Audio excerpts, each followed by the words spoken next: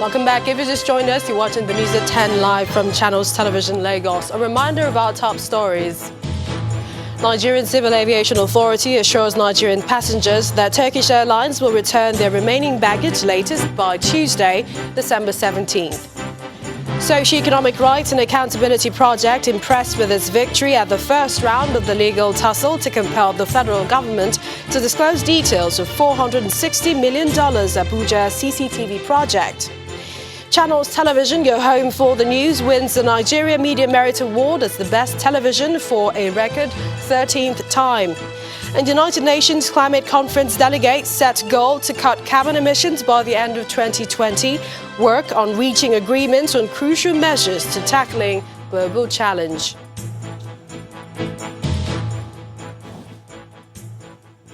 And for more information on our top stories and others, please visit our website, channelstv.com. youtube.com/channelsweb has videos of our shows. Now let's check some of the stories that you sent in via Eyewitness Portal. The first is from Ogolonto in the Ikorodu area of Lagos State. It shows this pedestrian bridge said to have been damaged by a truck. According to our eyewitness, the driver lost control before ramming into the public asset and damaging it. Thankfully, no one was hurt. He wants drivers to be mindful of public assets when driving, especially during this festive season. And the next image is from Minna, the Niger State capital, showing meat suspected to be beef being exposed during transit. Our eyewitness reporter is worried by the unhygienic way the meat is carried and calls for stiff measures against such practice. Finally is this image from Auchi, Edo State, showing this road, which, according to our eyewitness, has been abandoned for more than 10 years.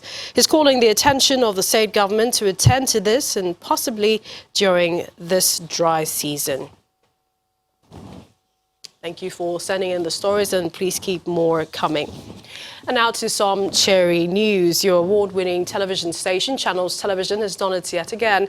Yes, you heard right. Channels Television tonight emerged the winner of the Nigeria Media Merit Award Television Station of the Year for a record 13th time.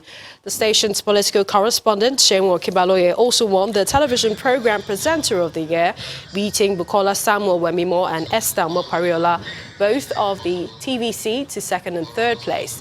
In the print category, Punch newspapers clinched the Newspaper of the Year award, beating Guardian and Daily Trust to second and third place. Abraham Ogbodo of the Guardian newspaper, however, won the Delegiwa Prize for Editor of the Year.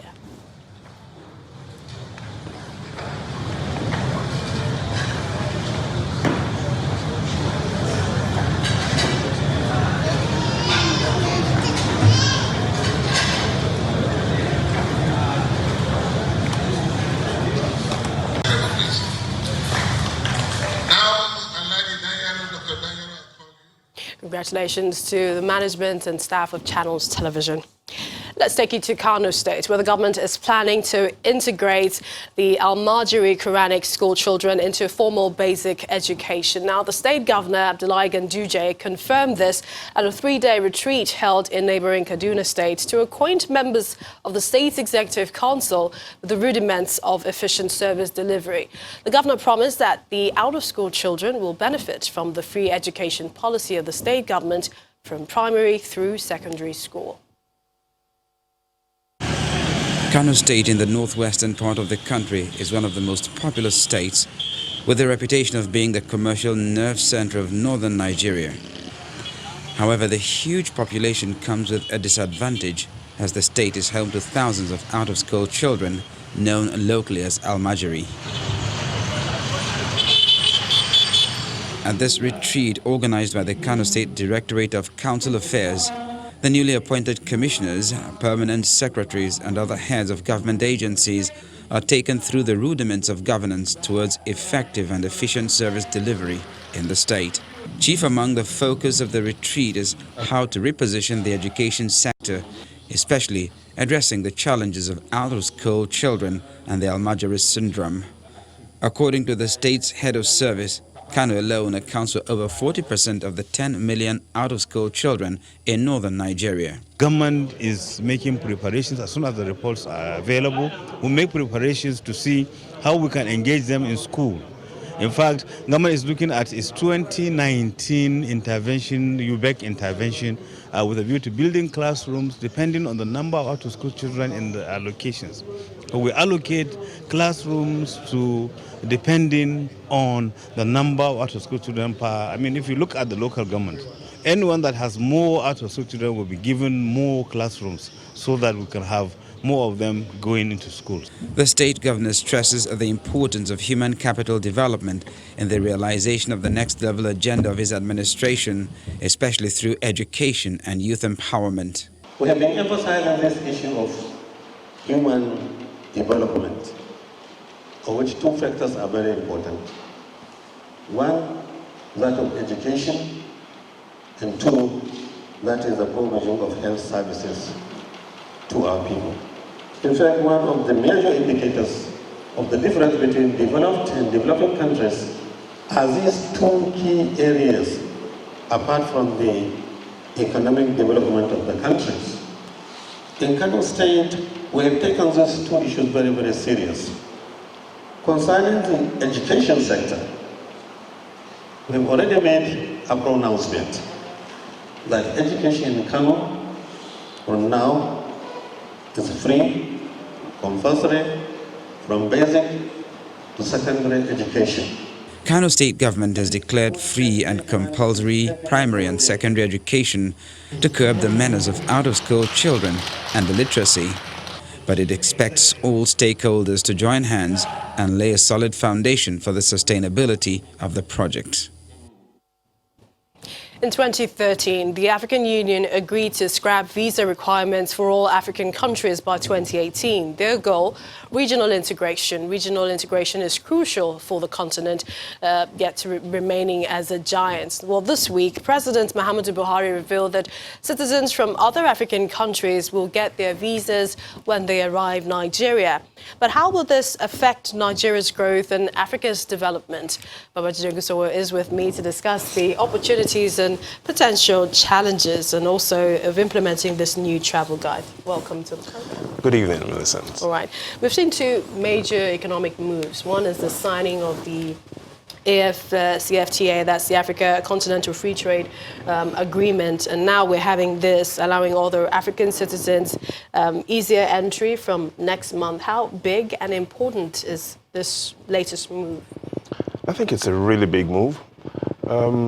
Exactly this week, in 2011, the Americans celebrate it as the week that began the end of the war in Iraq. Now, this week will be remembered as the week that began the freedom of Africa's travel. What do I mean? Let's remember what happened last year with our trade with other African countries. Nigeria's trade with other African countries was only 9%.